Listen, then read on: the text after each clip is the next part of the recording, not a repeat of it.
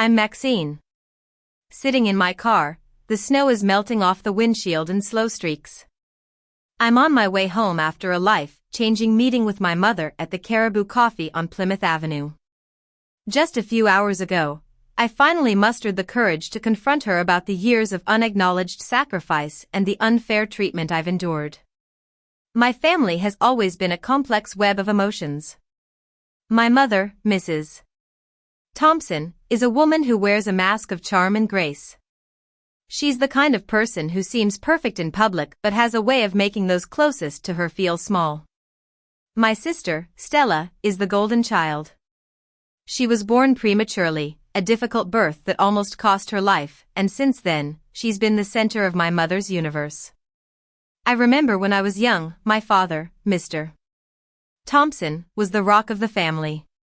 He was a hard-working mechanic who took pride in maintaining our home. He taught me how to bake his special apple pie when I was 13. Standing on a stool so I could reach the counter, I'd watch him measure out the ingredients with precision.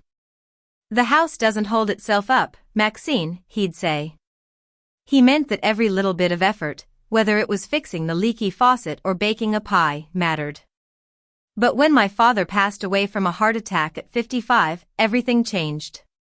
3 weeks after the funeral, my mother called me. She was all sweetness on the phone, but I could sense the underlying business. "Honey, I'm so confused about the mortgage." "Your father always took care of it," she said. I drove to their big house in the suburbs. Sitting at the kitchen table, I opened the folder she'd prepared. The mortgage was $1,700 a month, and after her part-time income and all the expenses, she was short by about $1,000 every month. When I asked about Stella, my mother's face softened with pity. "Stella just got divorced. She's a mess, Maxine. I can't burden her with this," she said. Without much thought, I decided to set up auto pay for the mortgage. My husband, Ethan, was skeptical. "You're supposed to be her daughter, not her bank account," he said. But his words went in one ear and out the other, buried under my sense of duty and the memory of my father's last words, "Take care of the house, Maxine." Over the next few years, the demands kept coming. 6 months later, my mother called about her health insurance. Her employer-based plan ended, and she needed a supplemental plan. The premium was $300 a month, and I added it to the autopay. Ethan watched me do it in silence, his silence speaking volumes. 14 months after my father's death, the furnace broke down in the middle of a freezing winter. My mother called me in a panic at 8 p.m. "It's so cold, Maxine. I don't know what to do," she sobbed. I called an HVAC company, and they charged an emergency fee. The total cost was $4,000, which I put on my credit card and paid off over 6 months. Stella sent a text saying, "Thank God Mom's okay," but it was just empty words. When Stella's divorce was finalized, she got custody of her 2 kids, Lily and Ben. She moved into a small apartment, and her daughter Lily was in a dance class that she couldn't afford. My mother called me again. "Honey, I hate to ask, but the dance tuition is $250 a month. Could you help just until she gets back on her feet?" That phrase became Stella's mantra. I added it to the autopay, keeping a spreadsheet on my phone to track all the expenses, not out of resentment, but out of necessity to know what I could afford. 3 years into this cycle, the roof of my mother's house started leaking. The contractor estimated that a full replacement would cost $13,000. I put down a $3,000 deposit. That same year, Ethan and I had planned to renovate our kitchen. Our son, Jacob, was 5 and always bumped his head on the old cabinet handles. But we postponed it. Next year, I'd say, a phrase we'd repeated for 2 years. On Thanksgiving, we drove 2.5 hours from our small townhouse in the city to my mother's place. Jacob wore a sweater with a turkey on it that he'd chosen himself at the mall. Our daughter, Emily, fell asleep on the way, clutching her teddy bear. When we arrived, the house smelled like my mother's famous roast chicken. Stella and her kids were already there. Their coats filled the hooks by the door, so I had to hang ours on the banister. The guest room was already occupied by Lily and Ben. They were settled in, playing with their tablets. Dinner was nice on the surface. There were 11 of us around the table, set with a beautiful tablecloth that I'd bought for $50 because my mother had mentioned the old one was torn. My mother stood up and raised her glass. "I'm so grateful for this family. For Stella, you've been so strong through this divorce. I'm so proud of you," she said, her eyes full of love for my sister. Then she turned to me. "And Maxine, thank you for always being here." It was so dismissive, like I was just a background character. After dinner, I did the dishes while Stella dried one plate and then said her back hurt and went to sit on the couch. My mother said, "Let her rest, honey. She's been through a lot." At 8:30, the kids were getting tired.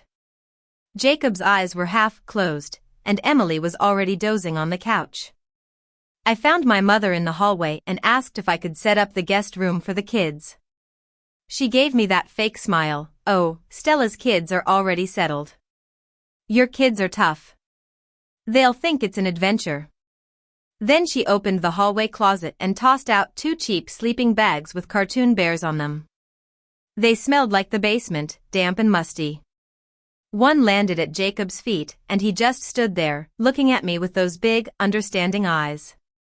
Emily picked hers up and hugged it. "Is this for me, Mommy?" Stella stood in the guest room doorway, laughing. "Should have booked a hotel," she said. I counted the coats on the hooks, 5. The photos on the mantel, 7, and I was only in one of them, in the background holding a cake at Stella's birthday party. I counted the 14 steps to the front door. I knelt down to Jacob and Emily. "Pack your things, babies. We're going on a real adventure." Ethan didn't ask questions. He just started moving the suitcases. As we drove away, the clock read 11:07 p.m. I watched the streetlights pass by. There were 9 of them as we left the neighborhood. 2 stop signs before the highway. 4 minutes before my mother's house disappeared in the rear view mirror. The car smelled like the apple pie I'd made from my father's recipe, still sitting between my feet. I started adding up all the money I'd spent over the years. The mortgage payments, the insurance, the furnace replacement, the dance tuition. It was a total of $120,000. And I realized that all this time, I was never truly part of the family equation. When we got home at 1:30 a.m. I put the kids to bed. Then I opened my phone and looked at the spreadsheet. The next morning, on Black Friday, while the rest of the world was out shopping, I sat at my kitchen table with my laptop and phone. I canceled all the auto payments. The mortgage, the insurance, the dance class fee. I also canceled the roof project and asked for the deposit back. Ethan just said, "Good." He'd been waiting for me to see the truth for a long time. Soon after, the calls started coming. My mother called, saying it was just a glitch in the bank. Stella called Ethan, asking if I'd forgotten to update my card. I ignored all the calls and texts, taking screenshots of them all and saving them in a folder named Proof. By Wednesday, the calls from my mother, Stella, Aunt Nancy, and Uncle Tom became a cascade. They all said I was being distant and that I needed to call my mother back. But not one of them asked what had happened on Thanksgiving, why I'd left with the kids in the middle of the night. On Saturday, I met my mother at the Caribou Coffee. She arrived in her Sunday best, looking like a perfect lady. I opened the folder with all the bank statements and showed her the numbers. "Mom, do you know what autopay is?" I asked. She was shocked. "I didn't know it was that much," she whispered. I told her, "It was never just one night, Mom. It was every night of paying your bills and pretending it didn't matter. You gave Stella the guest room and my kids the sleeping bags. You gave me the responsibility without any thanks." She tried to argue that I was overreacting, but I stood my ground. "I'm not going to let you lose the house, but I'm not going to be invisible anymore. Talk to Stella." She can contribute, or you can downsize. She finally nodded. I'm sorry, she said, the smallest voice I'd ever heard from her. As I walked out of the coffee shop, I felt a weight lift off my shoulders. That evening, I brought 2 new sleeping bags home from Amazon. They were warm and soft, with a beautiful star pattern. Jacob and Emily were so excited. Mommy, are we going camping? Emily asked. Yes, baby. We're going camping this spring, just the 4 of us, I said. Looking at my kids, I finally understood what my father meant. The house doesn't hold itself up, but neither should I carry the whole burden alone. I've learned that at some point, loyalty to your family can turn into a betrayal of yourself. And now, I'm ready to start a new chapter, focused on my own little family.